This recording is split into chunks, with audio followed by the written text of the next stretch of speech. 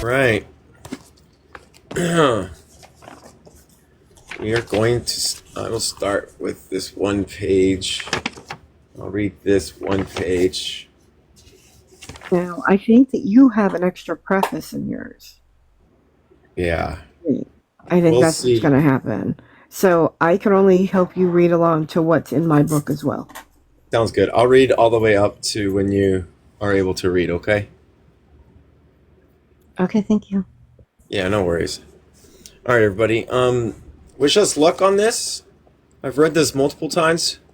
Love it. George Jackson's political position in this book, according to this book, was a Maoist Fanonist. Fanonist meaning the Fanonist thought of utilizing the decolonization and Fanon's objective realities and things that Fanon saw through colonization and colonialism and stuff. So, very important. So, here we go. Let's get started. First page, it's not a full page. It says, to black communist youth, to their fathers, we will now criticize the unjust with the weapon. And what he meant by the weapon is that this book, with this book. And here it goes. My dear only surviving son, I went to Mount Vernon, August 7th, 1971, to visit the gravesite of my heart. Your keepers, murdered and cold, discarded for life. He gave his grave was supposed to be behind your grandfathers and grandmothers, but I couldn't find it. There was no marker, just mowed grass. The story of our past. I sent the keeper a blank check for a headstone, and two extra sites, blood in my eye. Preface. Let me do the preface here. In his introduction to George Jackson's Solid Dead Brothers, Jean Genet wrote, quote, nothing has been willed, written, or composed for the sake of a book.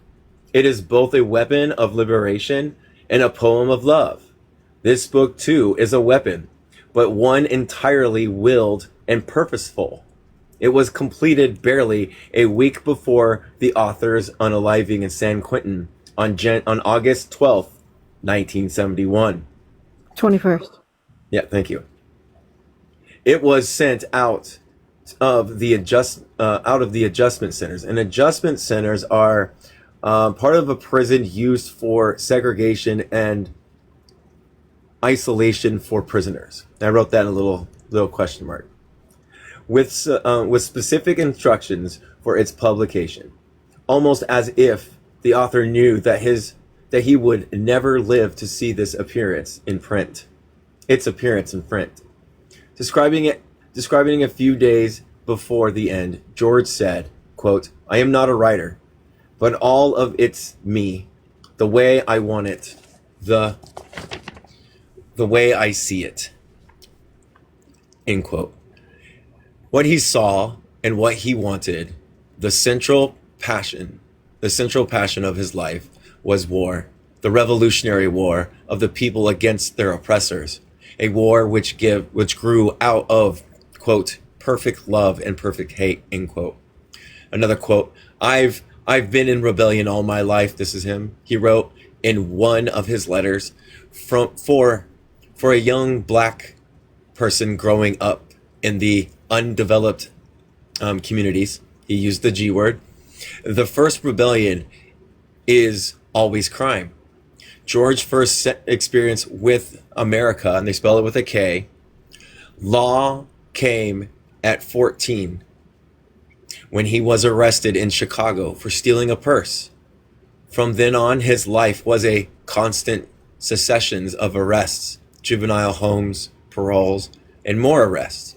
At age 18, he was convicted of stealing $70 from a gas station. His lawyers promised him that he would make a deal with the DA if George confessed to the second-degree robbery. He told George it was his only chance because he had a record. Quote, don't put the court Don't put the court to the expense of a trial, and they'll give you county time, end quote. Instead, he was given an intermediate sentence, 1 year to life. Should we look up what intermediate? Do you know what intermediate sentences is? Yeah, interdeterminate. Der, der, der, inter, interdeterminate. It's Okay. like, I don't know. I can't remember. Look at it, please. It's okay. I'll look. I did know a minute ago. I know that feeling. But it's indeterminate. But like the word has something to do. It's in the word. Interdeterminate. It's specific, huh? It's particular. It's indeterminate. Yeah, see, not yet determined. That's what Lynn said. So we need to. That's what it means. Not Yeah, yet. exactly. Not exactly known, established, or defined. Yeah. Thank you, Lynn. Because they gave him the sentence of 1 year to life. So anywhere between those things. So like it's wild for $70 because of he had a criminal record. But like as he said that the first rebellion is as he said where did he say that? I don't remember where he said it at. Oh my God. Yeah. The first rebellion is always crime, is what he said. Yeah.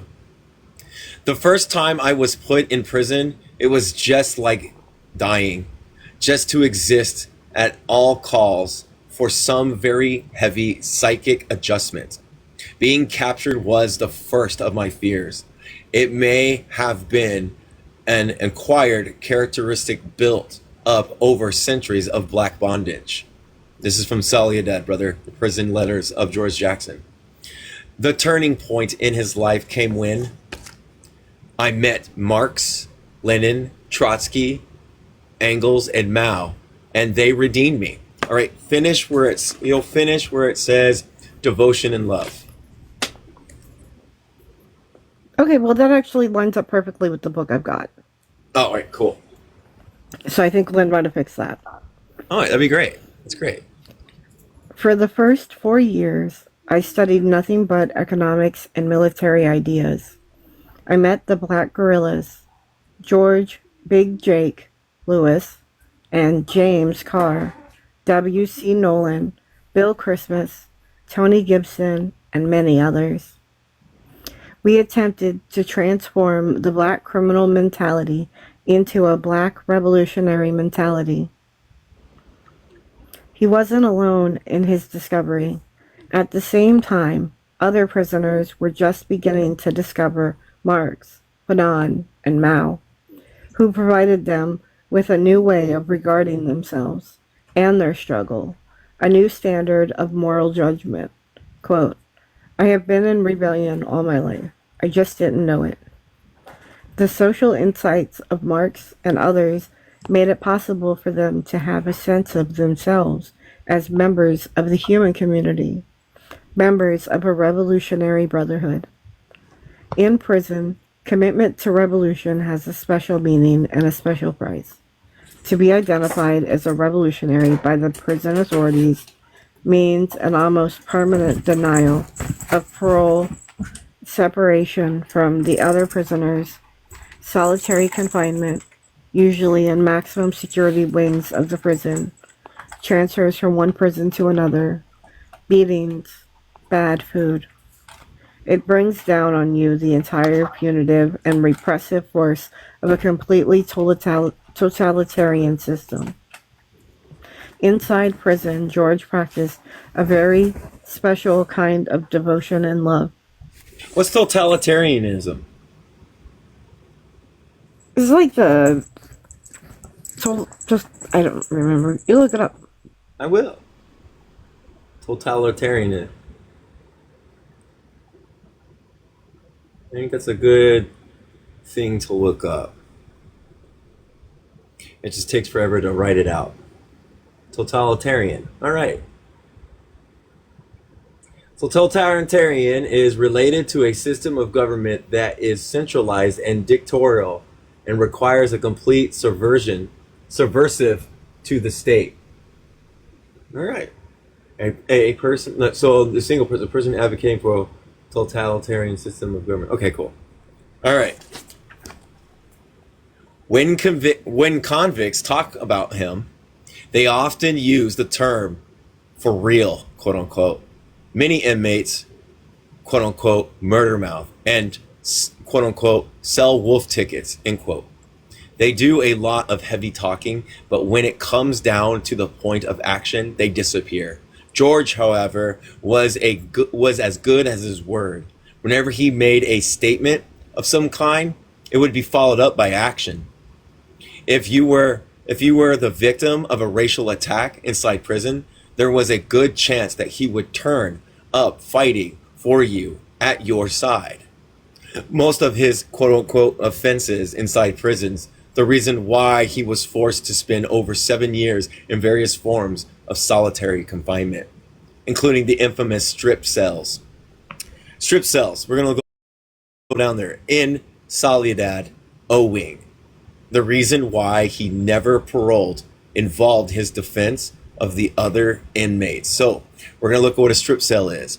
It's a 6 by 8 cell with no protection from wet weather, deprived of all items with which he might clean himself, forced to eat in the stench and filth caused by his own body waste, allowing to wash his hands only once every 5 days, and requiring to sleep on the stiff canvas mat placed directly on the cold canvas floor. So that's a strip cell. What made him particularly dangerous, George, to the prison authorities was his enormous talent as an organizer.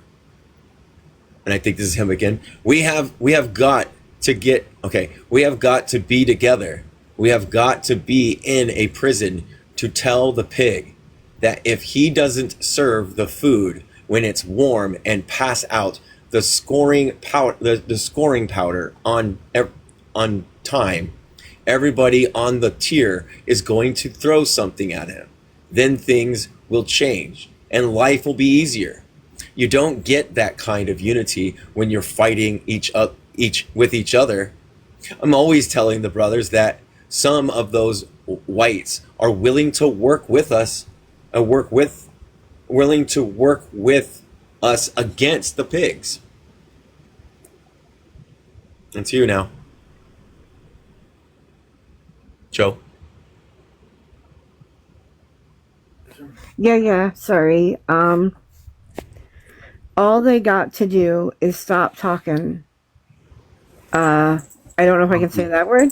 Yeah, honky is referring to white. Okay. When the racists start fighting, all you have is one maniac group, which is ableist, against another. That's just what the pigs want.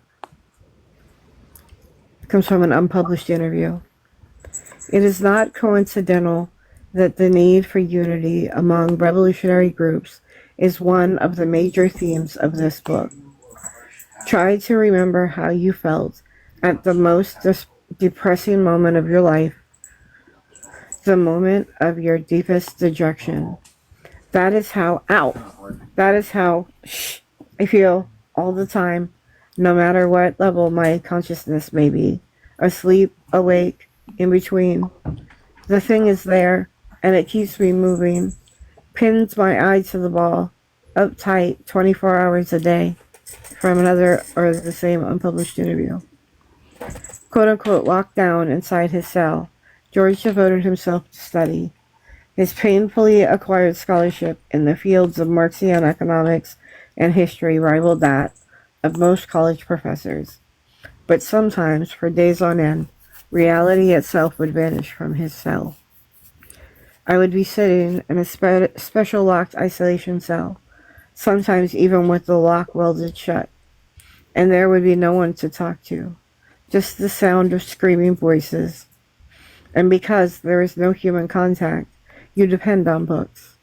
No contact with people. Special lock well done on the door. Nobody around. I'm strictly by myself. The only friend I had was a book. Sometimes I find myself talking out loud to the author. I'd sort of wake myself up and I'd hear myself talking to this other person. All right. I guess it's still the same thing. I guess it was like some kind of wish fulfillment. When I'm asleep at night, I still find myself talking to those guys, typing laboriously on a plastic typewriter. George published position papers which dealt with prison life and revolutionary politics from the Marxian point of view. He paid a heavy price for his activities. When the prison couldn't break him through solitary confinement, they attempted to have him unalived or by other inmates. Quote, they were forced to frame me and set me up for the final kill, end quote. The word was out among white convicts. Quote, George Jackson, it will do you some good, end quote. Once he remarked that there had been 20 setups on his life out inside prison, it got so that when he left his cell, he was always ready to parry an attack. But nothing could mitigate the pain of confinement. And the years stretched out and a whole decade passed. In the context of his life, what happened next had a grim inevitability. On July 13th, 1970, January. a new exercise yard was open. In the maximum security wing of Soledad Prison, 8 whites and 7 black people were skin searched, meaning they were strip searched basically, and sent out into the yard. Predictably, a fight broke out between white people and black people. Without any warning, the tower guard, who had a reputation as a crack shot, began to fire. He fired 4 times, and 3 black inmates were killed. 1 white prisoner was wounded in the groin by a shot that ricocheted. Black survivors claim that one of the wounded men bled to death on the concrete floor. 3 days later, the Monterey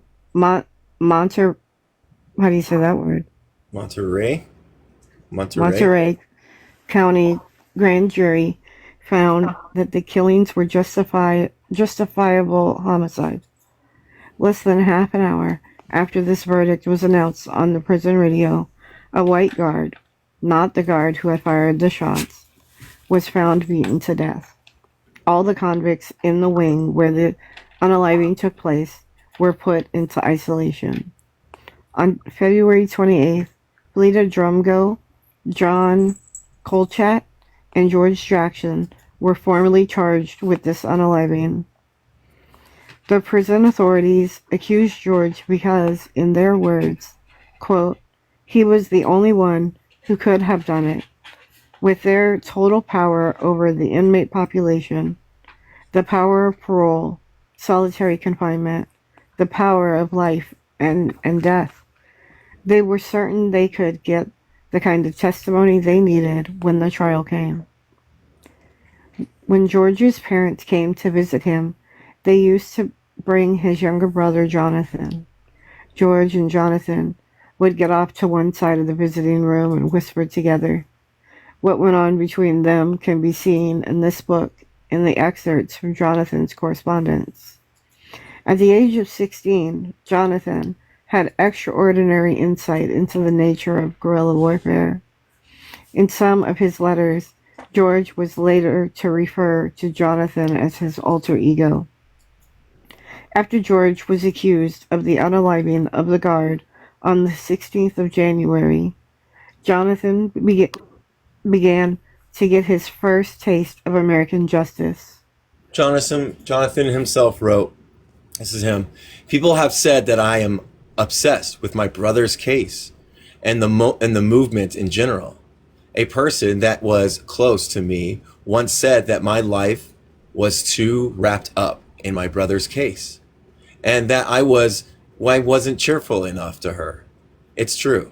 I didn't laugh very much anymore. I have but one question to ask all you people and people that think like you. That what would you do if it was your brother? On August 7th, 1971, Jonathan Jackson entered a courtroom in South Raphael, California, and attempted to free three black convicts, one of whom was on trial for assaulting a guard. He armed the convicts and took five hostages, including the assassin, the assistant district attorney, and the judge, still dressed in his robes. He died a few minutes later in the hail of bullets inside a rented van that was being used for the getaway. Quote, "We are taking over," end quote, he said. At 17, Jonathan had already come to the conclusion that the only way he could affirm his sense of justice was at the point of a gun. His experience of life in America had convinced him that the only way he could be heard was by the act of unaliving, self-unaliving, daring. Quote, you can take our pictures. We are the revolutionaries, end quote. With these words, he announced to the world that he was not a criminal, because he no longer recognized the legitimacy of the white law.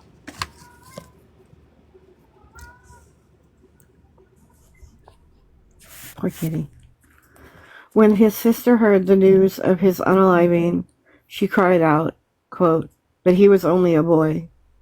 Her mother corrected her, quote, "Don't say that. He was a man. They unalived his father a long time ago. Jonathan wasn't going to let that happen to him. He was going to live like a man." After his death, George wrote in a letter, "I haven't shed one tear. I'm too proud for that. A beautiful, beautiful man-child with a submachine gun. He knew how to be with people. I love Jonathan, but his death only sharpens my fighting spirit. I'm proud just to have known that he was flesh of my flesh, blood of my blood." In a news conference 3 days after, he said, quote, "I loved that boy. I was the first to stand him up in his crib. Not a crib, really. All we had was a box. I taught him how to walk. I wanted to teach him how to fly. I'll think of him now as I think of Che Guevara." George Jackson's last book, Blood in My Eye, speaks with the voice of the dead. Not only the dead George Jackson and his brother Jonathan, but the living dead in all of the jails and underdeveloped communities of this country. It speaks with the voices of the men who have already given themselves up for dead and who have nothing left to give except an unaliving for the people. It is very much a book by a man who considered himself doomed. In his last letters, George wrote about the judicial process as, quote, "the end game." He had foreseen and foretold his assassination at San Quentin 1,000 times. Quote, 10 years of blocking knife thrusts and the pick of handles of sadistic pigs. The fact that the author of this book lived with his death for so many years gives his book a kind of special importance, but it would be a mistake to consider it simply as the work of an individual. George always refused to consider himself an individual. Untold thousands, both inside and outside prisons, joined in the proclamation of total revolutionary war. This book was written literally in Bedlam, with the author locked in solitary for a minimum of 23 and a half hours a day, in the midst of raucous screaming that never stopped. The screaming of prisoners being beaten, the screaming of men retreating from intolerable pain into madness. It is a book about talking the revolution that George worked and died for inside prison out into society at large. His message in his revolutionary to his revolutionary brothers is crystal clear. Settle your quarrels. Come together. Understand the reality of our situation. Understand that fascism is already here. That people already dying who could be saved. That generations more will die or live poor, butchered half lives if you fail to act. Do what must be done. Discover your humanity and your love in revolution. Pass on the torch. Join us. Give up your life for the people. George Jackson was shot and killed inside San Quentin on August 21st, 1971. The convicts who were with him inside the cell block where he was being confined have asserted that he sacrificed his own life to save them from the official massacre. This would only have been in keeping with the character of his entire life. And down below it says, an affidavit filed by the inmates in San Quentin Adjustment Center shortly after the author's death. And I guess this whole thing was by George Armstrong, October 15th, 1971. Gregory, yeah. All right, I'll read this part, and then I think, was it the next one? Yeah, it's about a page, nah? Blood in my eye. We must accept the eventuality of bringing the USA to its knees, accept the closing off of critical sections of the city with barbed wire, armed pig carriers, crisscrossing the streets, soldiers everywhere, Tommy guns pointed at stomachs, level smoke curling black against the daylight sky, the smell of cordite, house to house searches, doors being kicked in, the commonness of death. The commonness. Yeah. I don't know, did we read this clearly? Because this is what's happening now. What do you mean? Read this, and then you look at it, and this is happening now in Portland, and in Chicago, and in LA, and this is and Houston. There's a bunch of people. We're losing people in Houston that are disappearing. Like, it's bad. House to house searches. They're doing that in Chicago. Doors being kicked in. They did that in Chicago. That's it. All right. Letter to... Do you want me to go ahead and go again? Oh, did you read a whole page or no? No. I can read it if you want. Okay, go ahead. Go ahead. Letter to a comrade. March 28th, 1971. My sister has informed me. I'm not doing too good in reading right now. My sister has informed me of your release and the political education class you have formed. For her words and your messages, I sense that we are still together. We've gone through approximately the same changes since they separated us. The confused fight of national revolutionary Africa through the riot stage of revolutionary Black America. We have finally arrived at scientific revolutionary socialism with the rest of the colonial world.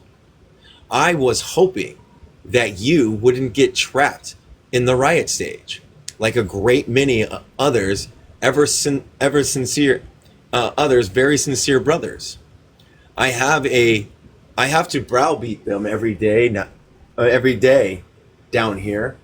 They think they don't need ideology, strategies, or tactics. They think being a warrior is quite enough, and yet without discipline or direction, they'll end up washing cars or unclaimed bodies in the city state's morgue. But I was almost certain that wouldn't be your destination, brother. Though I no longer adhere to all of Nietzsche's revolutionary catechism. Too cold, very much like the fascist psychology revolution should be loved inspired. His first line contains the uncontrovertible truth. The black revolutionary is twice doomed. Now down here, it says that one person, Nechayev, an entirely Russian nihilist.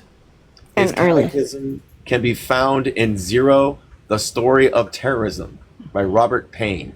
Okay. At times, I wondered about the present state of revolutionary black consciousness. It's really annoying to hear black people express right-wing traditionalist political ideals. I mean, the same spiel that you get from Wallace, Maddox, Hearst, or Hunt coming from black people like Lomax, Young, Bunch, some recently dead now. Thanks I think to the that's forces of Bunchy. good. I think it's Bunchy. Bunchy, baby. It's a name, I have no idea. Yeah. I think Lady Lomax is still around, though, representing Africa with her Anglo-Saxon vernacular. Her husband, L. Lomax, was CIA. Did you read The Reluctant African, which was sheer propaganda for the, quote, owner, disguised in blackface? These are the really dangerous people. When we leap to destroy the, quote, owner, we'll have these kinds of people to fight, black people to fight. They will use the tactic, quote, white left-wing causes to protect their boss's, quote, right-wing cause. You must teach that socialism, communalism is as old as man, that its principles formed the basis of mostly all the East African cultures. There was no word to denote possession in the original East African tongues. The only independent African societies today are socialistic. Those which allowed capitalism to remain are still neo-colonies. Any black person who would defend an African military dictatorship is as much a fascist as Hoover. Are you aware of how the people are living under these so-called Africanized fascist cultures? The Congo and the entire west coast of Africa, except in Guinea and Mauritania, are still slave states, dominated by westernized black wing puppets. I'm thoroughly sick of the old Just Be Simples, young ones too. Just Be Simples is a fictional hero of the Langston Hughes stories. They'll be your main source of opposition in communizing the black colonies here. And the black colonies talk about here in the United States, I think. The Yeah, good New white, Africa. the quote, good white people, end quote, who own things will always give them a few inches in their papers or other medias. That's how fascism works, influencing the masses and institutions through elites. I talked to several black lawyers when I got this last case of pig killing hung on me. We started off agreeing, but they abandoned me the moment I attacked Anglo-Saxon law, capitalism, and the blues, and then went on to recognize Black Panthers, Kwame Nkrumah, Sake Toure, Nyerere, and Odiga, instead of Kiyante, Labumba, instead of that little punk in Ethiopia, and Peking, instead of Atlanta or Freetown. Sorry, everybody. That will be our main source of opposition, the black running dog. But it is unfair to automatically condemn a black person for not understanding economic or political subtleties. Some are simply confused in an honest way. Some of the arguments they pose will center around the despondent cliche that, quote, Africa will invent something unique. It won't be socialism, communism, or capitalism, end quote. Often they'll leave out the denunciations of capitalism altogether. You must explain the economic motives of human social history and bring out that there are only two ways by which societies can ever be governed and organized for production of their needs. The various types of totalitarian methods represented by assorted capitalist and fascist arrangement, and the egalitarian method. Egalitarian is a people's government. A people's government and economics is socialism, dialectical, and materialist. How else could society be governed? There must be hierarchies or the elimination of hierarchies. Then show that the greatest contributions to egalitarians came from Africa. The greatest and the first examples. Then, comrade, you will encounter the faint-hearted and illogical types like Ali Clay, entertainer and tool of the capitalist cliques. Their line is, quote, "Ain't nobody but black folks gonna unalive in a revolution." This argument completely overlooks the fact that we always have done most of the unaliving, and still do, unaliving at the stake, through social neglect or in U.S. foreign wars. The point is now to construct a situation where someone else will join in the unaliving.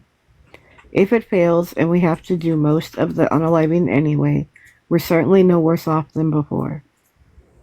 We find ourselves today forced into a re-examination of the whole nature of black revolutionary consciousness and its relative standing within a class society steeped in a form of racism so sensitized that it extends itself even to the slightest variation in skin tone.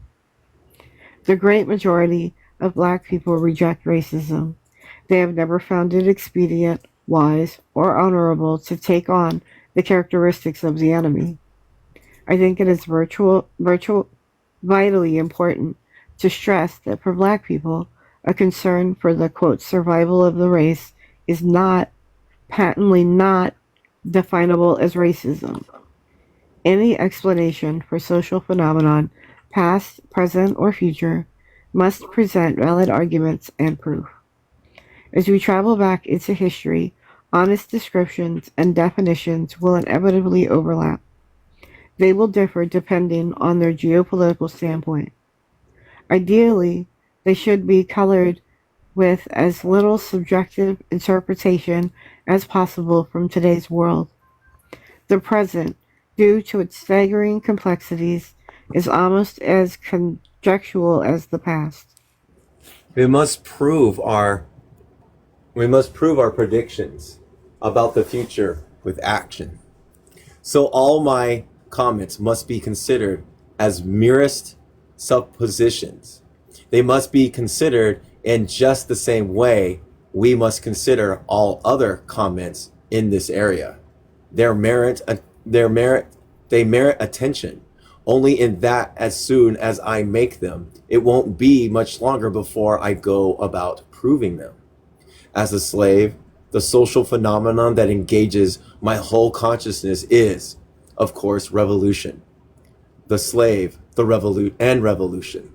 Born to premature death. A menial subsistence wage worker, odd job man, the cleaner, the cot, the man under the hatchets, without bail. That's me, the colonial victim. Anyone who can pass the civil service examination today can kill me tomorrow. Anyone who passes the civil service examination yesterday can kill me today with complete immunity. I've lived with repression every moment of my life. A repression so formidable that any movement on my part can only bring relief. The respite of a small victory or a release of death. In every sense of the term, in every sense that that's real. I am a slave to and of property. Revolution within the modern industrial capitalist society can only mean the overthrowing of all existing property relations, the destruction of all institutions that directly or indirectly support existing property relations. It must include the total suppression of all classes and individuals who endorse the present state of property relations or who stand to gain from it. Anything less than this is reform. Government and the infrastructure of the enemy capitalist state must be destroyed to get at the heart of the problem, property relations. Otherwise, there is no revolution. Reshuffle the governmental personnel and forms without changing property relations and economic institutions, and you have produced simply another reform stage in the old bourgeois revolution. The power to alter the present imbalances, to remedy the critical defects of an advanced industrial state ordered on the antiquated set of greed-confused motives, rests with control over production and distribution of wealth.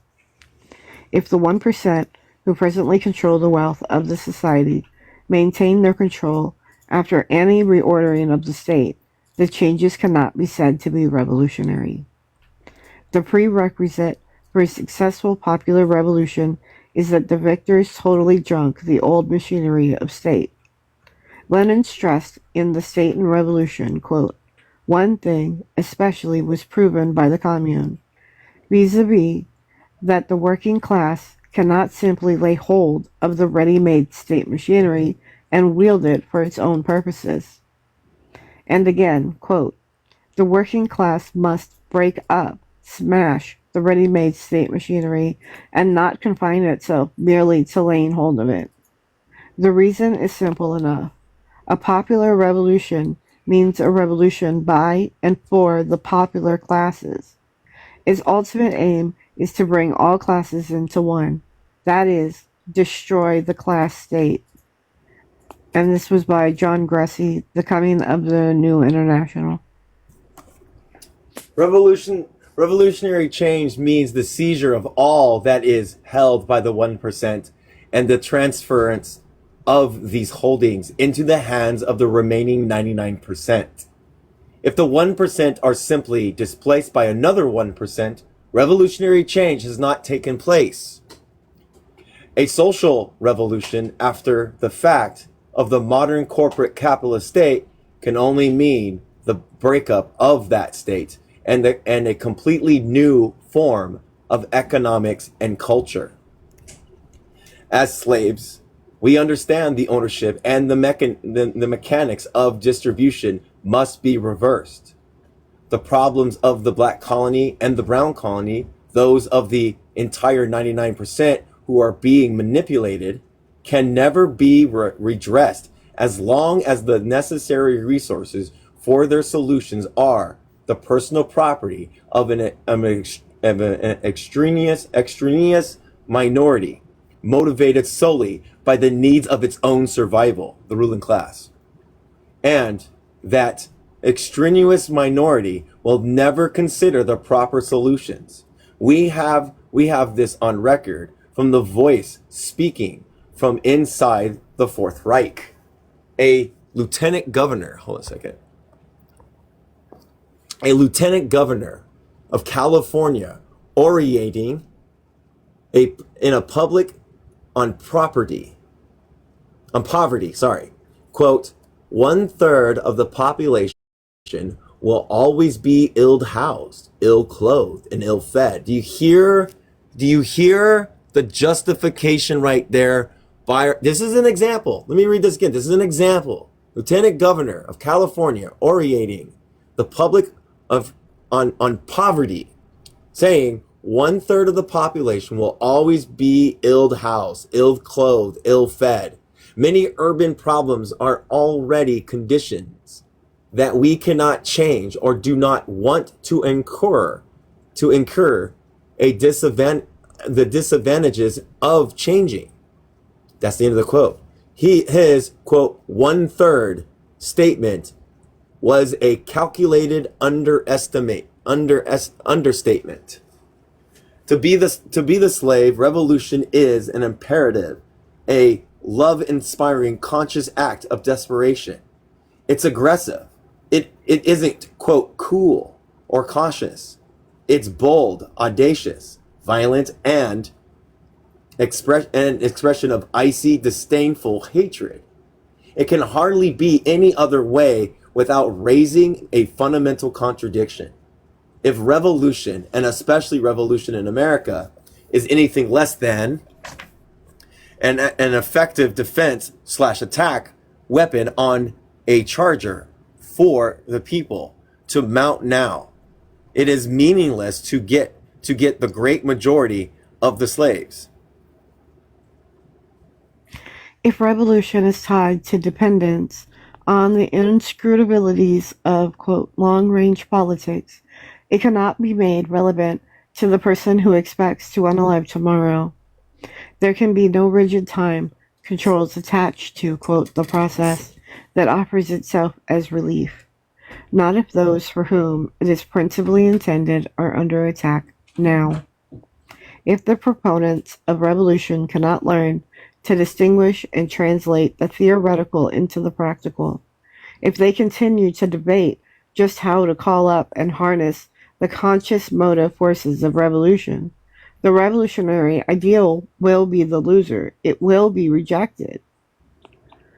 The principal reservoir of revolutionary potential in America lies in wait inside the black colony.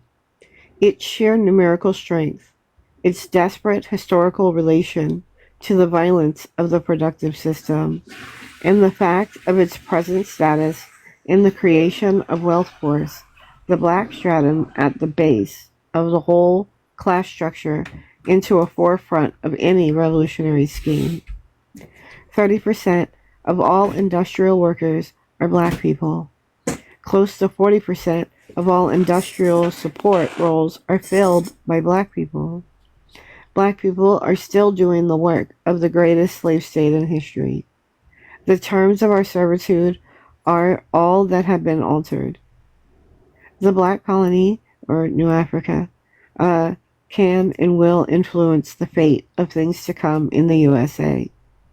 The impact of black revolutionary rage actually could carry at least the opening stages of a socialist revolution under certain circumstances, not discounting some of the complexities created by the specter of racism. However, if we are ever going to be successful in trying black energy and rage to the international socialist revolution, we must understand that racial complexities do exist. All right, here we go.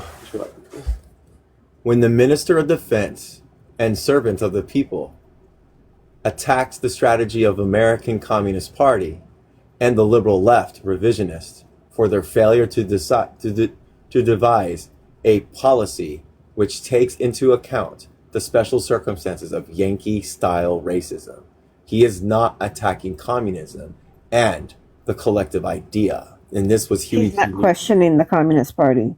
Yeah, this is Huey P. Newton questioning. He is questioning the Communist Party and others less committed section of the left revolutionary movement about their awareness of the unique problems presented by the particularly vicious and immediately threatening racism. My brother Jonathan, a communist revolutionary to the core, writing me in June of 1969, theorized as followed.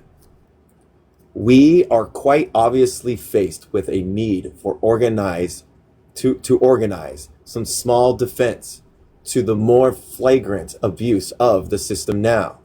I mean, this is a military sense. The period of disorganized activity, of riots and rallies, and purely political agitation / education has come to a close. The violence of the opposition has brought it to an end. We cannot rise consciousness another millimeter without a new set of tactics. Long-range political ploys alone are not practical for us. To me, the concept seems to assume that someday in the distant future we'll produce a 700-pound flea to fight the paper tiger. That is not too likely to happen. While we wait the precise moment, we all wait. When all of the capitalist victims will indignantly rise to destroy the system, we are being devoured in family lots at the whim of this thing. There will be no super slave. Some of us are going to have to take our courage in hand and build a hard revolutionary cadre for selective retaliatory violence. We have numbers on our side. If the white people who support revolutionary change can prevent this thing from degenerating into a race war. The picture of the U.S. as a paper tiger is quite accurate, but there is a great deal of work to be done on its destruction, and I'm of the opinion that if there is a big job of growing to do, the sooner begun, the sooner done. Both Huey and Jonathan are understandably calling for the programmed revolution to take into account the fact of racial genocide. Jonathan is calling from his grave, adding another voice to the many thunderous graveyard affirmations which, for us black people, speeds the revolution to its ultimate issue. In order to develop revolutionary consciousness, we must learn how revolutionary consciousness can be raised to the highest point by stimuli from the vanguard elements. We recognize and appreciate the decades of hard, sometimes dangerous work done in the name of revolution by the older socialist parties. Perhaps we wouldn't exist at all were it not for their efforts. It is our sincere wish to operate in complete harmony with these older groups, but we must create new impetus and greater intellectual and physical energy if the forces of reaction are not to win another extended reprieve. A joint effort will make the task of overwhelming our common enemy all the simpler. But if our present differences cannot be reconciled by an honest and fearless search for the correct way, then we will be forced to take the foundations of correct ideas and theory into our own hands and build a positive and more practical superstructure applicable to the circumstances surrounding our lives. In his Guerrilla Warfare, Lenin wrote, quote, "New forms of struggles, unknown to the participants of the given period, inevitably arise as the given social situation changes. The coming crisis will introduce new forms of struggle that we are now unable to foresee." That was Lenin. Yeah, okay. In other words, the old guard must not fail to understand the circumstances, change in time and space, that there can be nothing dogmatic about revolutionary theory. It is to be born out of each popular struggle. Each popular struggle must be analyzed historically to discover new ideas. In the words of Jonathan Garassi, quote, "Building from one to the other, eventually the revolutionary cadre will become equipped with the theory rooted in experience, broadened by historical knowledge, tested by combat, and fortified by reflection. After 10 or 15 generations of laboring on the subsistence levels, after 140 years of political agitation and education, we've grown impatient. Not that we fail to understand the task and the complexities of the anti-establishment warfare. We simply want to live. We question a strategy that seems to have stopped short of providing a tactic for growing and for survival. Terror tactics like Lynching. unaliving by tree will never be allowed to work on us. I'm glad you went at the same time as me because I didn't want that one to come all the way through. Hmm. Because the videos that have said that have been taken down. If terror is going to be the choice of weapons, there must be funerals on both sides. And let the whole enemy power complex be conscious of that. The superstructure of any edifice that is as extensive and as lofty as revolution must be re-examined with each successive layer for faults, for possible improvement of method. We have the foundation of our strategy. We have studied Marx and Lenin for a description and history of the modern industrial state. We've organized our thoughts and trained our bodies for the ordeal of, quote, grave digging. Our vanguard elements understand the simple importance of winning consciousness. Of course, education and familiarization with the core issues on a broad basis precede hard revolutionary violence. If people are to understand and relate to revolutionary violence, they must first be educated into an acceptance of the fact that there is no alternative, or that the alternative is less inviting than a fight. Our whole question is just what level of consciousness will support the violent revolutionary activity necessary to achieve our ends? And how will we know when this level is reached? Recall, our Mao teaches that when revolution fails, it isn't the fault of the people, it's the fault of the vanguard party. The people will never come to us and say, let's fight, quote unquote. There have never been any spontaneous revolutions. They were all staged, manufactured by people who went to the head of the masses and directed them. The liberalist slogan, quote, you can't get ahead of the people is meaningless. For what? For what other position can you lead? From the rear? Rear guards, leadership. A typical Yankee innovation. I think most of these irresponsible excuse slogans are based on dread, a secret wish to avoid the discomfigure of people's war.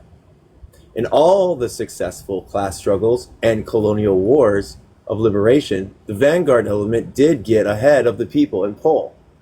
There is no other way in forward mass movement.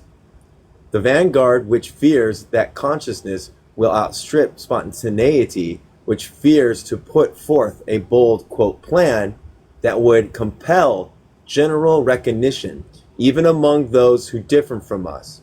Are they not confusing vanguard with rearguard? That's from Lenin's Selected Works. I am not implying that the vanguard party act out the people's role. I'm not implying a, quote, society superior to society, end quote. We must never get that it is the people who change circumstances and that the educator himself needs educating. Quote, going among the people, learning from the people, and serving the people. Mass line theory is really stating that we must find out exactly what the people need and organize them around these needs. Exactly what the Black Panthers were doing. If the statement implies a quote unquote coming from somewhere else, it's substantiations. Oh my gosh, is that right? Substantiations on superiority. Substantiates no superiority, but rather a biological existential reality. This concept needs very little substantiating beyond the obvious fact of a nation of slaves who control no more wealth than some clothes, perhaps a worthless automobile or a roof of some sort over their heads. But who have been successfully conditioned to feel rich or at least contented. Quote, day for me. it's okay. Quote, the task of a revolutionary is to make revolution. The word, quote, manufacture can be substituted for the word, quote, make, and the meaning comes through a little better for us. The fascists have deliberately manufactured a false sense of security by various stratagems. They will never permit conditions to go out of their control as long as, quote, bread and circuses appease. We certainly cannot dodge our responsibilities by giving credence to slogans built around, quote, conditions. Conditions will never be altogether right for a broadly based revolutionary war unless the fascists are stricken by an uncharacteristic fit of total madness, i.e., Donald Trump. Sorry. Should we wait? That's not in the book. I Should we know. wait for something? I know I'm just saying that because you sometimes, Yeah. yeah. Should we wait for something that is not likely to occur at least for decades? You did The speed up just conditions a that are little not, bit, though. sorry, It's okay. the conditions that are not present must be manufactured. Recall, we had people who felt conditions weren't right in the 1930s also. The government's breadlines were backed up around every corner, and baseball was at its peak. Private ownership of public property should have been destroyed in that decade, but the, quote, conditions weren't right. The vanguard elements betrayed the people of this nation and the world as a result of their failure to seize the time. The consequences were a catastrophic war and a new round of imperialist expansion, this time carried out by the greatest imperialist of all time, the Yankee Brigand. There would now be no Indochina, quote, situation, to mention one of dozens of like situations if we had taken ourselves seriously then, when all conditions were favorable. It was a slightly below conscious desire to avoid doing the U.S. further violence, and perhaps a general distaste for organized violence, in particular, that robbed us of our chance to win on that occasion when, ironically, a win would have cost very little. There wasn't there wasn't then even an illusion of well-being. In a report written by Comrade Jonathan Jackson in November of 1969, just before Fred Hampton's and Mark Clark's murders in Chicago and the shootout at the Central Avenue Panther quarters in Los Angeles, he said, before I go down to what he said, I'm going to write here. 2 Black Panther Party leaders killed during a raid by the Chicago police. Hampton was the chairman of the Illinois branch of the party. A special report prepared by the Commission of Inquiry headed by Ramsey Clark concluded that the purpose of the police raid was to, quote, search and destroy, end quote. It also concluded that Hampton had been desperately killed by shots fired at Deliberately. shots fired at close range while he was totally unconscious. The shootout on Central was the result of a police raid on the Los Angeles Panther headquarters. The Panthers battled the police for 5 hours, at times even throwing the police's own tear gas canister back at them. All right, so let's go back to what he says. It's come down on us hard now. There are 20 different breeds of pigs patrolling every street in the colony here. I mean, every section of the city that can be said to be predominantly black is saturated with the establishment's demented gunslingers, of every sort. They're all nervous and dangerous as king cobras, spies, double agents, entrapment, a war of electronics, house-to-house searches, doors being kicked in. I feel just as you do on these issues. I'm just not going for it, even if it means fighting them by myself. If they kick down the door of a house, I've stopped at they'll fall in dead. The 9mm Browning weighs about like 2 pounds. I am not, hold on, I am not carrying this extra weight around my belt for nothing. It has a 13 round clip. I keep one in the barrel, 14 shots. Save me a cell on Murderer's Row there. I could have 14 murder charges any day now. Try to get the picture. Down every through street, they cruise just a few moments apart at most. Sometimes the stupid bastards are bumper to bumper. Each one of the cruisers has a different residential street here in the black communities that seems to belong to them. It's patterned. Let's say 2 pig cars, P1 and P2, are both traveling south on Central. They'll patrol 6 to 7 blocks on that main street. P1 will then make a left on 50th Street. P2 a right on 51st Street. It works out so that each couple of square blocks is in effect always surrounded, cut off, divided, subdivided. Repression is here.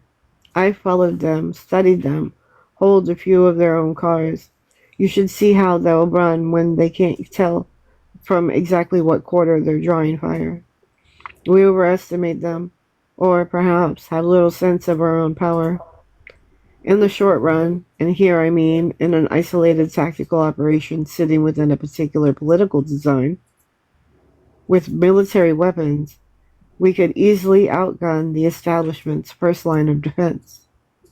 What, for example, would the city pigs do if they are confronted by a .38 snubbed revolver in the hand of a brother who's fired that .38 perhaps 10 times in his life? Then take the same situation, but give the brother a flamethrower stolen from the military. Give the brother an armored fan from inside which he could use said flamethrower.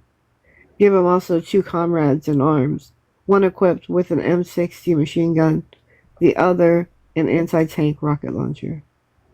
Pigs are punks. Give me 10 cells armed. Give me 10 cells armed, as I've just mentioned, and we could start to enforce some of the demands of the people. Their present show a strength is actually their weakness. Show they're too visible. Meaning that they're too visible. Like they show themselves. Yeah, okay. Comrades ask me sometimes, what can I do against, quote, all these pigs, end quote. I state it simply.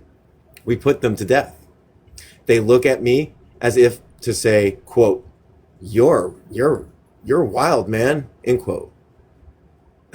When I go about my explanations, their eyes go blank, or they just distracted by something 5 blocks down the street.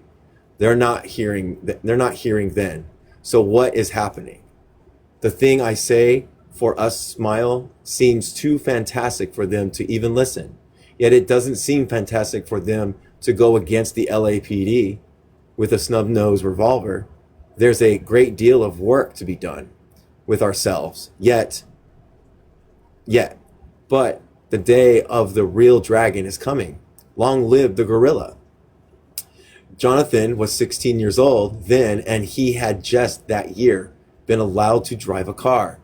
He liked to drive and observe. He had long since learned to like to fight. Guns and weapons in general were his forte. I carefully reminded him that even vanguard violence was organized violence. He returned one of Fanon's lines, quote, it's time for the talking to end and the action to begin, end quote. In another of his reports, after the Chicago murders of Hampton and Clark and the 5-hour shoot at Black Panther's headquarters in Los Angeles, he writes, in fact, the fact that American terror, slave existence in general, seems to have almost destroyed the nervous system of a black man here.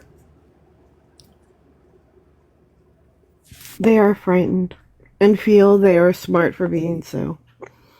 Those that were unaffected, those that escaped, those that refused to be intimidated, dismayed, prudent to the point of cowardice, have either joined or supported the Black Panther Party. They got down pretty cold. One point needs to be cleared up, however. I recall you remarking that in an urban guerrilla situation, the military proper must be hidden, separate from the political front, since unlike a classical Mao Gap countryside struggle, wow, where the enemy's principal forces are 30 miles down the road, with us, the enemy is all around.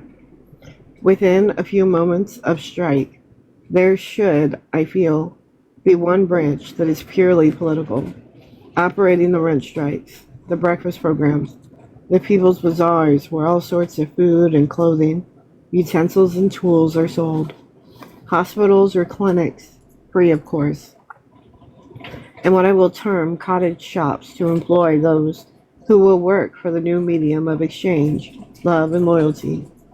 At such things as the making of the clothing and canning of the food for the people's bazaar, there should be the super secret branch to enforce. The military, the comrades with the nervous equipment to make the best use of the M60, the M16, the flamethrower, and a few other more The hand better grenades, things. the mortars, our armored vans, and equipments from the front. There you go. I'll say them all. Okay. Keep going.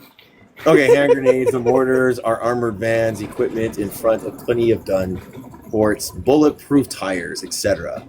You dig? You One did. of the one of the All large right. trucks. Properly, you want me to keep going? I was going to take over there. All right. You did. One of the large trucks, properly prepared. Plastic may be the best armor. 1.5 inches will stop a 220 grand slug fired from a 45 submachine gun. 2 inches and 3 inches will protect you from high powered rifle bullets. I hope you all heard that. Plastic. 3 inches. And with a heavy armor piercing, ammo equipped M60 port in the front cab pointing in the direction that the truck is moving forward along the street is more effective than a tank of the Yankee style. You see this Jonathan Jackson, a young man, fucking this brilliant and understanding the conditions and tactics to be utilized by observation and doing that. Like he was ahead of his age, down to the point where he knew what is needed. He talked about it. Joe read about it. He talks about there's two different ones. The one that supports the revolutionary causes, builds survival programs, does rent strikes, does all those things, and the unseen ones that actually do the guerrilla, the military actions, the defensiveness, the defense forces. So those are the two things he talks about, which is what we talk about, creating dual structures and dual power outside of the system. But we still need the People's Army to be both with each other. People's Army and the mass base. The machine gun in the front cab and one pointing out to the rear from the trailer has whatever street they are moving down in the guerrilla ambush tactics we call, angulation. What does angulation mean? And did I say it right? I wonder if it's like... Well, I think they kind of made it up, but because it says it's an ambush tactic, we'll call angulation. That's Will fine. call.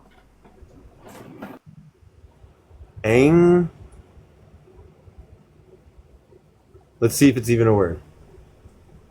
Now. All right, did I spell it right? Yeah, I did. So far. No, I'm not spelling it right. Tion. It is. It's a formulation of angles, rather a normal angular part. It's like a math thing. Okay, this is weird.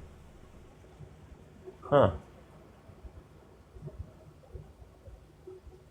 I don't know what to say. Okay. Each one of these guns pointed front and back, up the street and back down it, as an advantage of being able to rack that entire street with only a slight back and forth lateral movement. One armor piercing bullet may render several of the the unrighteous dead. And comrade, the pigs are so proud of their new little copter. They are suckers. Let's almost it's almost comical to hear them boast and watch them look to the sky with pride and power. The pigs who will get up in one of those things is as unintelligent, suicidal as the duck trying to outfly the a char a charge of a 12 gauge shotgun. Sorry, words are being weird to me. The fierce and beautiful Kong shot down a couple dozens of the very biggest and best copters Yankee invention can provide every week. These things that the pigs are toys, sitting ducks. One solid or armor piercing 30 caliber bullet aimed at any one of the several points, the tail rotor, the hub of the main rotor, or even the operator will reduce $100,000 worth of Yankee invention to scraps. I was pursuing this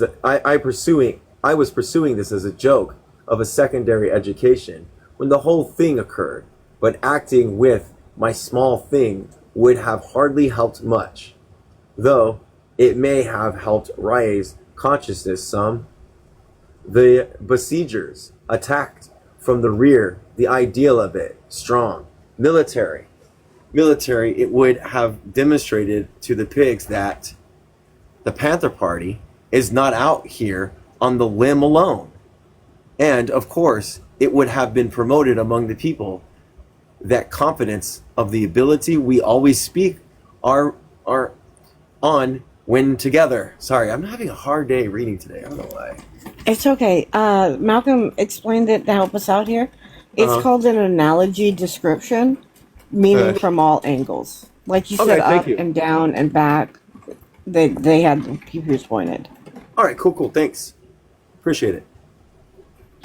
Yes, thank you very much. How would they have felt, the pigs and the people, if the nameless, faceless, lightning-swift soldier of the people could have reached up, twisted the tail of their 200,000 dead bird, and hurled it into the streets, broken, ablaze? I think that sort of thing has more to do with consciousness than anything else I can think of. Long live the Panther. Power to the people who don't fear freedom. Jonathan was 16 years old then. Slow down just I a repeat. little. Sorry. I repeat, Jonathan was 16 years old then. Consciousness is the opposite of indifference, of blindness, blankness. Promoting consciousness involves the general dissemination of the concept that each of us is part of a universal action and interaction, that poles are somewhere connected, that there are material causes for trauma, vertigo, degenerative disease, connections, cause and effect, clarity on their relation and interrelations, the connection with the past, continuity. Yeah, thank you. Flow, movement, the awareness that nothing remains the same for long. And it follows that if a thing is not building, it is certainly decaying, that life is revolution, and that the world will die if we don't read and act out its imperatives. He's being Not on its own. He's utilizing dialectical materialism so well in this. The observations and shit, it's great. And he's only 16, Joe. I know. Not on its own will it die, but rather because the forces of reaction have created imbalances that will kill it. Quote, the seeds of its own destruction, our destruction too, In the epoch of the boom boom, the nerve Yes. gases, the massive precipitation of industrial waste. Consciousness is knowledge, recognition, foresight, common experience and perception, sensibility, alertness, mindfulness. Nice. It really was very, with that description, very, very well at utilizing dialectics and everything. Is great. 16. God, I wish I was like that at 16. Goddamn, where would I be at now? Oof. It stirs the sense, the blood. It exposes and suggests. It will objectify, enrage, direct. There are no positive formulas for a thing so complex. We have guidelines only to help us with its growth. This means that after we are done with our books, they must be put aside, and the search for methods will depend on our observation, correct analysis, creativity, and the seizing the time.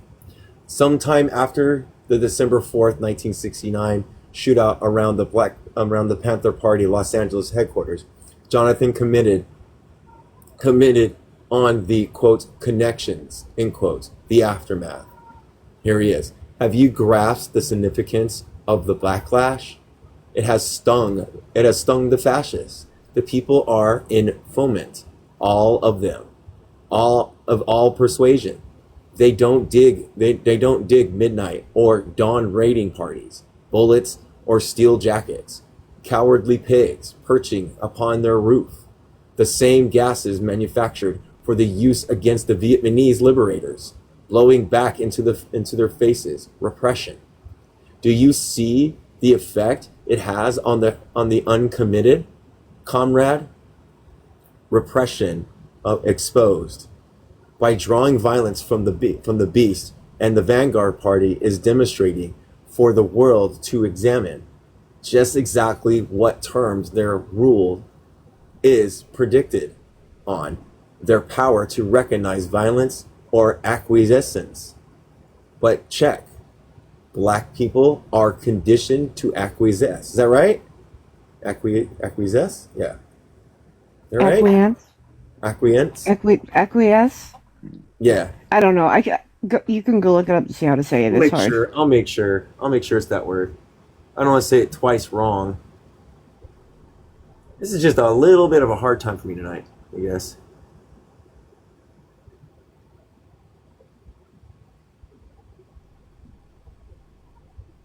Here we go. Acquiesce. We're right, acquiesce. Acquiesce, which means accept something without protest. Okay, good. They have, in general, been led to believe that this system is the product of poverty of the quote-unquote white man. That the white man will protect it with his all. That the white man is a killer, a reflex killer. That all we can ever hope for is a reforming or expanding of the system to include the few of us who can make ourselves acceptable. Quote, it's too big for us. Quote, you can't fight City Hall. Quote, it can't happen in America. I hear that all the time. And all of that shit. Pig shit. Oh, that's what they tell us. Check. That's what the liberals tell us. I know. It is. Double check. All of the objective conditions are present here in the black colony for revolution. The physical thing, I mean, quote, want and, quote, want to. The real feeling, not the various pretenses. East Los Angeles hasn't changed a bit since you were out. Watts is still a depressed area. Many of the West Side districts are starting to resemble the older black districts. The issue of employment is still the same. We do 30 to 40% of the nation's work for 1% of the returns, and a huge pool of us is always kept unemployed to reduce the value of the labor of those who are, just like 10 years ago, just like 1864 to 65, when we were thrown on the labor market, hungry, ragged, crowded into clapboards and unhappy. Nothing has changed since you left the street, comrade. Not in this respect, at least. Perhaps our condition stands out a little more glaringly, that's all. But you know what's been building. The vanguard has viciously attacked the quote system, the omnipotent system attacked by the slave. Sort of like the worker bee growing so disgusted with the quality of his life that he turns and attacks the bear. The other bees will understand. They do understand. And all sorts of bees, even those who thought the bear their rightful ruler, see him differently when he foams at the mouth and bites at his own tail. I think you are on the right track with the idea concerning repression. All right. Gotta find a stopping point because it's 5 minutes till. It is. It has to be a part of the revolutionary process, a necessary stage of development of revolutionary consciousness. The situation being as it has and is. The black experience is what I'm referring to.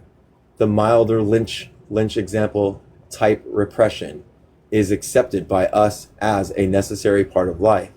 But the new, harsher thing brought on by the political thrust of the Vanguard Party serves to show even the most trackable of the reforms among us that firstly, the system will not, or actually cannot, meet our demands. Secondly, it clearly illustrates that real terms of our existence under capitalism, the nature of it, and how foul a piece of the pie would be even if we could have some.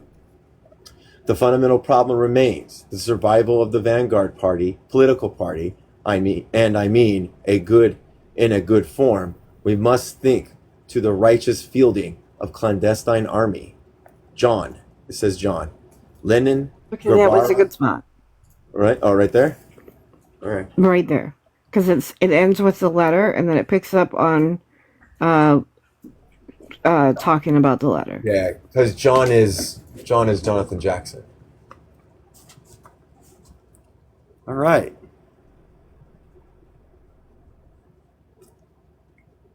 Jonathan Jackson, man. Holy crap. The kid is on fire. I wish another revolutionary that didn't be able to it would have been nice.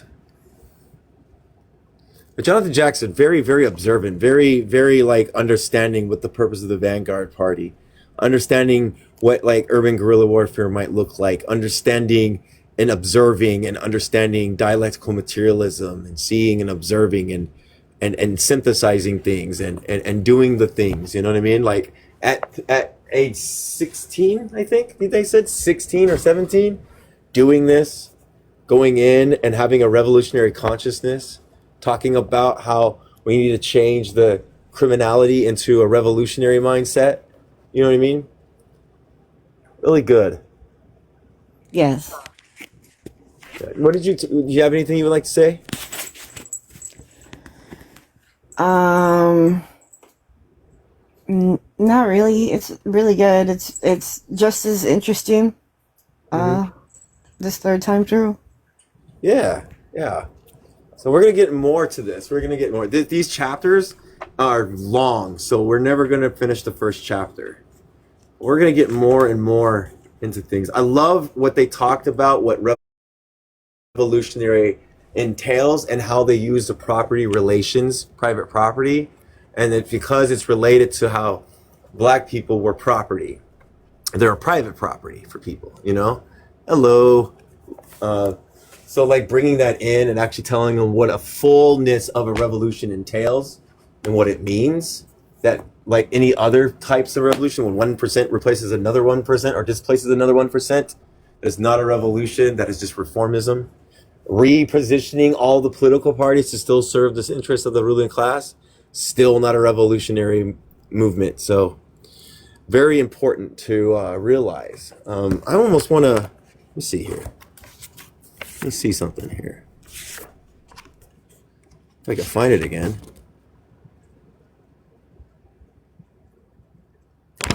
Yeah, right here. Maybe. No, this is it right here. Government and infrastructures of the enemy capitalist state must be destroyed to get at the heart of the problem, property relations. Otherwise, there is no revolution. Reshuffling of governmental personnel in forms without change, property relations, and economic institutions, you have produced simply another reform stage in the old bourgeoisie revolution. That's important. That's another important part. We got to remove the liberals and the conservatives and the progressives that uphold the capitalist state and the institutions.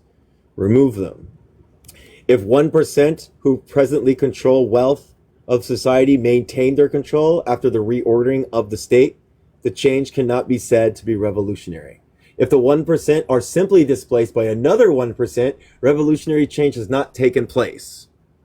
Because that happens with imperialists. They adjust, like we saw that in World War II. The imperialist nations adjusted, and the United States became the dominant hegemony of imperialist development. So like it makes sense. Yes.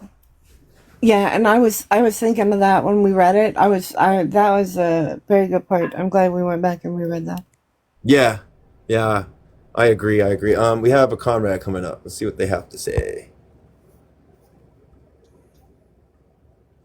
Good evening, comrade. What's up? Not much, comrade.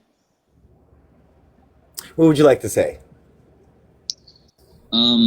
What I would like to say is I'm so happy to see that we're finally, having something on Comrade Jackson. Oh, you must have got a call. Yeah. This is about my 5th time reading this book. Yeah, definitely. And the one thing I like about this is not only how revolutionary it is and important, but also just how Comrade Jackson, is able to, use examples of both historical materialism and also dialectical materialism and using the social phenomenon. He uses the example of the Black community as an example with the police and how he, considers the Black community as sort of a colony almost.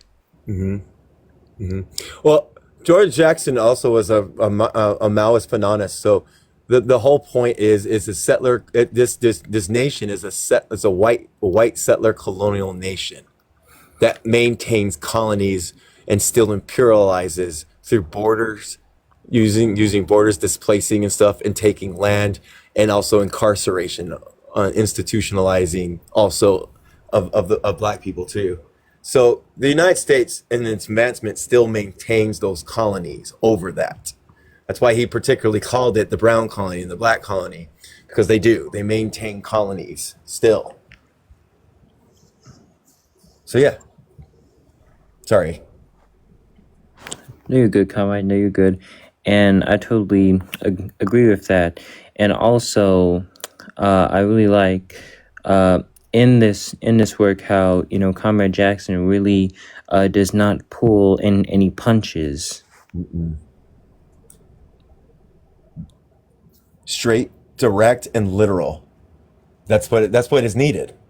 You know what I mean? We don't have time to play around. This is serious.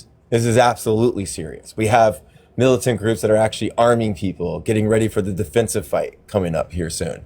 We're like Jonathan Jackson said in the 70s, like that time is over with. It's time to actually do the thing. It's time to have action and stuff, And I'd say that's still true to today now. It's time.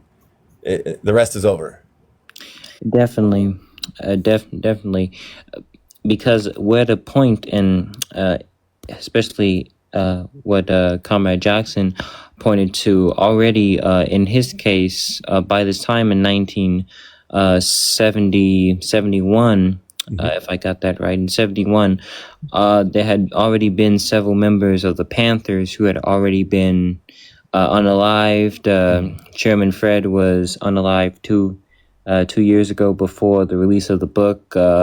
Same goes with John Huggins and Bunchy Carter, and so many other comrades had already been unalived or imprisoned for being revolutionaries. And the way he very much, not only him, but Jonathan emphasized this need to really rally the people and organize the people.